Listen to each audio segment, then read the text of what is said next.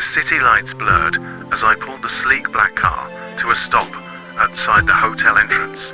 It was just past midnight, and the streets were mostly quiet, the perfect time for secrets to come alive. The faint scent of leather and rain lingered in the air inside the cabin. I glanced at my watch, 12:07 a.m., sharp on time, as always. I was Bentley Brown, your chauffeur, but not just any driver. I was a silent witness to countless stories, some whispered, some shouted, all hidden behind closed doors. The passenger that night was unlike any I'd ever had.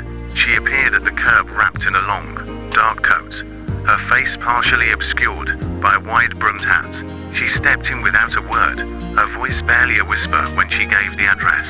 The destination was a secluded mansion on the outskirts of the city, a place whispered about in hushed tones, where powerful people met and secrets were traded like currency.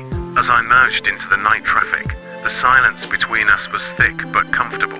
The faint hum of the engine and the soft patter of rain against the windows were the only sounds. I didn't ask questions. I never did. It was part of the unspoken code of the road. What was said behind these windows stayed here. Minutes passed before she finally spoke, her voice low and cautious. Do you ever wonder what happens to the stories you carry? I glanced at her in the rearview mirror. Her eyes were sharp, full of hidden pain and something else I couldn't quite place. Curiosity stirred, but I kept my expression neutral.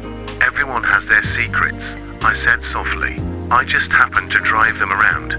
She smiled faintly, but it didn't reach her eyes. Some secrets, she said, are dangerous. They change the course of lives. I have one like that. Her fingers tightened around a small pendant hanging from her neck. I found out something I shouldn't have. Now they're after me. The weight of her words settled in the car like a physical presence.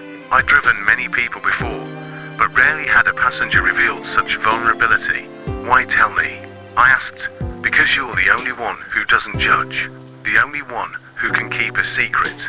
I nodded slowly. It was true. I was a keeper of secrets. A silent observer who never betrayed a passenger's trust. Sometimes, I think that's all I have. These stories, these fragments of lives I ferry through the night. The mansion appeared through the trees, its dark silhouette looming against the night sky.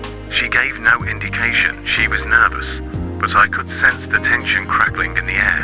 When we arrived, she slipped out of the car with a quick, grateful glance. I watched her disappear into the shadows of the estate, wondering what the next chapter of her story would be. Driving away, I felt the familiar pull of the road and the weight of the secrets I carried. Every passenger left a piece of their story with me, some tales of joy, others of heartbreak or danger. I was the silent thread connecting strangers, the unseen witness to the lives people led behind closed doors. In this life, I learned that sometimes the most important journeys happen not on the map, but inside the human heart. And no matter the destination, the stories we carry are what define us. The night swallowed me once again, the road ahead stretching endless and dark, but I was ready for the next passenger, the next secret, and the next story waiting to unfold.